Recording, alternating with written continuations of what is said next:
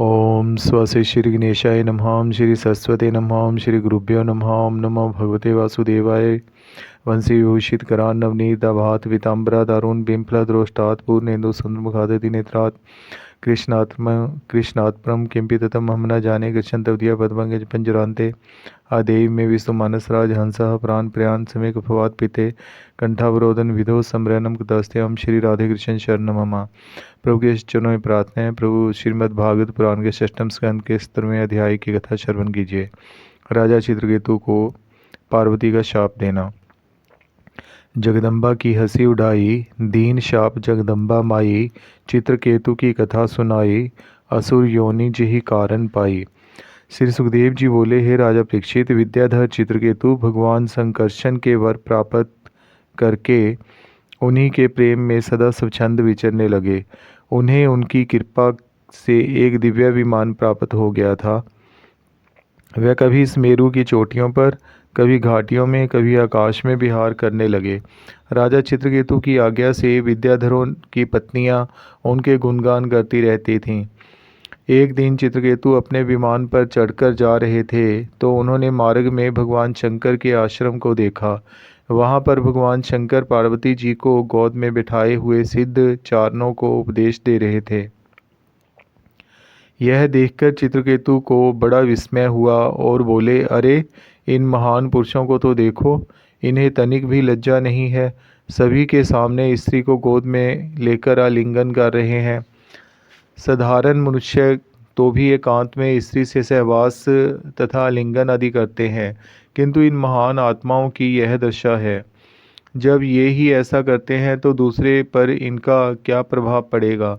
मुनियों की सभा में पार्वती को अपनी गोद में बिठाकर उनका आलिंगन कर रहे हैं। विद्याधर चित्रकेतु के ऐसे वचन सुनकर भगवान शंकर जी तो हंसने लगे, किंतु कुछ भी ना बोले, क्योंकि वह तो परम ज्ञानी तथा जितेंद्रिय थे। किंतु पार्वती जी से ना रहा गया। पार्वती जी बोली, अरे, हम जैसे निर्लज्ज को दंड देने के लिए तुम ही को विधाता ने बनाया है क्या?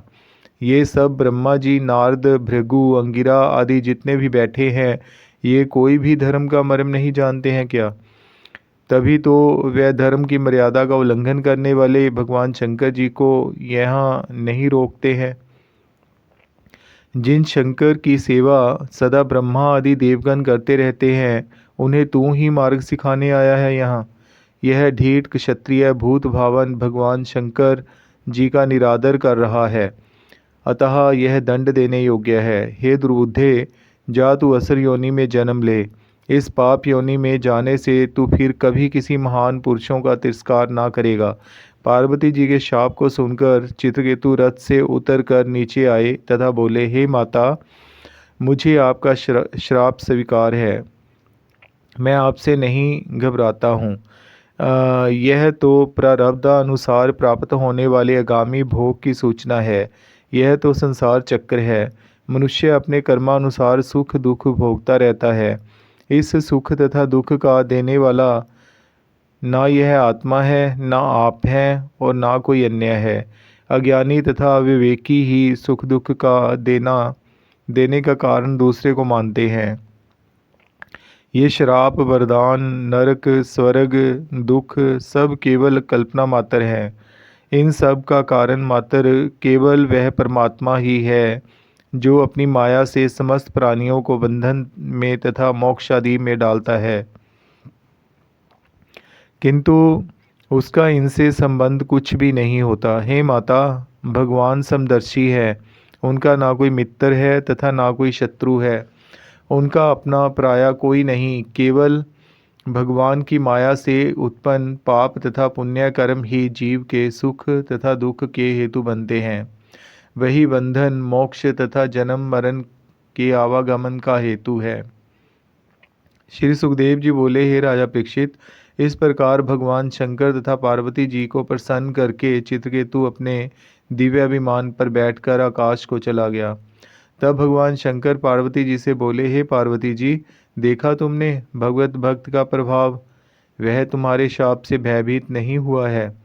परमात्मा के भक्त सुख दुख आदि तथा श्राप अनुग्रह का प्रारब्ध का भोग मानते हैं और सहते रहते हैं। उनके लिए सब समान है, ना वे दुख में दुख और ना सुख में सुख अनुभव करते हैं। उनकी ज्ञान शक्ति का नाश नहीं होता है। वह किसी भी योनि में रहें, कहीं भी रहें, उन्हें भगवान के दर्शन प्राप्त होते रहते हैं। उनके लिए देवता, राक्षस, मनुष्य, सर्प, पशु सब समान हैं। यह तो अज्ञानवश भेद प्रतीत होता है, आत्मा सब में एक ही है। हे पार्वती जी, मैं, ब्रह्मा, नारद तथा सनकादि कोई भी उन परमात्मा के भेद को नहीं जानते। फिर तुच्छ प्राणियों का तो कहना ही क्या है। प्रिय, यह परम ज्ञानी चित्रकेतु उन्हीं भगवान का परम भक्त है जिनका भक्त मैं हूँ। अतः तुम्हें भगवान के भक्तों के प्रति ऐसा भाव नहीं रखना चाहिए। श्री सुखदेव जी बोले, हे राजन, भगवान शंकर जी के ऐसे वचन सुनकर पार्वती जी चुप हो गई।